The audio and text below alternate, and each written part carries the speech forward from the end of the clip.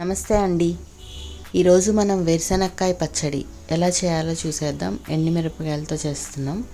చాలా బాగుంటుంది, ఒకసారి ట్రై చేయండి. అన్నంలోకి కానీ టిఫిన్లోకి కానీ బాగుంటుంది. ఈ టెక్స్చర్ చూడండి, చాలా బాగుంది కదా. ఇప్పుడు ఎలా చేయాలో చూసేద్దాం. ముందుగా నేను ఒక ప్యాన్లో ఒక 20 ఎండుమిరపకాయలు తీసుకొని అందులో ఒక 2 టేబుల్ స్పూన్ల ఆయిల్ వేసుకొని సాట్ చేసుకుంటున్నాను. ఇక్కడ ఒక 5 మినిట్స్ సాట్ చేసుకోండి. ఎండుమిరపకాయలు ఎక్కువ వేగకూడదు, నల్లగా రాకూడదు, లేకపోతే నల్లగా అయిపోయింది పచ్చడి. సో ఇలా ఒక 5 మినిట్స్ వేయించుకుంటే సరిపోతుంది. ఈ ఒక ప్లేట్లో పెట్టేసుకొని ఇప్పుడు అదే ప్యాన్లో వేరుశనక్కాయ పప్పులు తీసుకోవాలి. నేను ఇక్కడ 100 గ్రాములు తీసుకుంటున్నాను.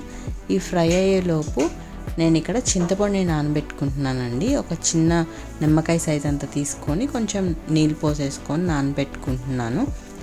ఇలా వేరుశనక్కాయ పప్పులు సిమ్లో పెట్టుకొని వేయించుకోండి, టైం పడుతుంది.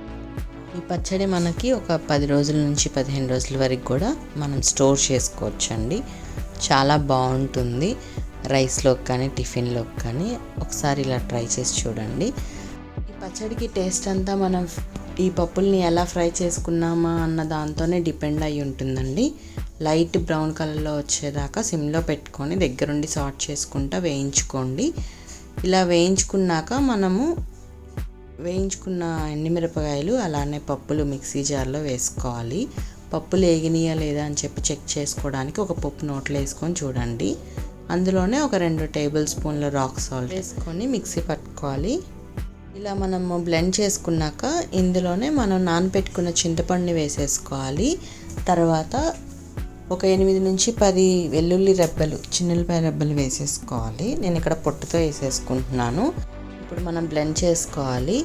తర్వాత 1.5 టేబుల్ స్పూన్ల జీలకర్ర వేసుకొని కొంచెం నీళ్ళు పోసుకొని బ్లెండ్ చేసుకోండి. జీలకర్ర అనేది ఎక్కువ బ్లెండ్ చేసుకోకుండా చూసుకోండి, ఒక్కసారి తిప్పితే చాలు. ఈ టెక్స్చర్ వచ్చాక మనం ఇప్పుడు ఇందులోనే బెల్లం యాడ్ చేసుకోవచ్చు. బెల్లం అనేది చాలా ఆప్షనల్ అండి. కొంచెం లైట్గా తినేవాళ్ళు లైట్గా వేసుకోండి.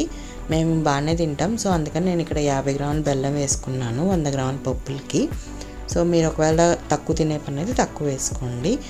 పోపేం పెట్టుకోక్కర్లేదండి ఈ పచ్చడికి. నచ్చితే తప్పకుండా లైక్ చేయండి, షేర్ చేయండి, అలానే సబ్స్క్రైబ్ చేసుకోండి. Thank you.